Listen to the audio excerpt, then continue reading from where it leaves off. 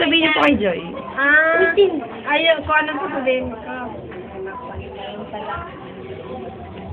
Tapos, maiyak man ako dito. Sige, okay lang po yan.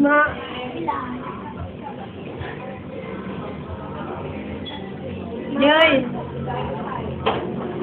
wala ko ibang ano sa birthday mo. Nagkataon talaga na wala ako. Alam mo naman yun, sinisya na. Sabi ko lang sa'yo, sana naman makabawi din ako. Next year. Alam ko na lang sa'yo, happy birthday, happy birthday. Ito mga ka-roommate mo, nagbigay pala ng ano, akala ko kung anong interview to. Kaya bali, ito na lang ang pinaka-surpresa ko rin sa'yo. Di ba sinabi ko sa'yo na mayroon sana akong surpresa sa'yo kanini Tintin, kaya lang hindi nga matuloy dahil sa pera nga wala.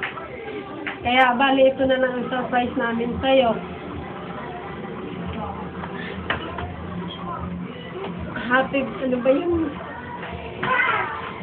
Ang ano ko na lang sa'yo, ano ko na lang sa pag-aral mo, sana magsikap ka, magpakatais ka, mag-ingat ka palagi. Ang mga sinasabi ko sa'yo, mga payo ko sa'yo, sana ano mo sa isip mo, alam mo na kung ano ang mga ano ko sa'yo, na sana bumawi ka.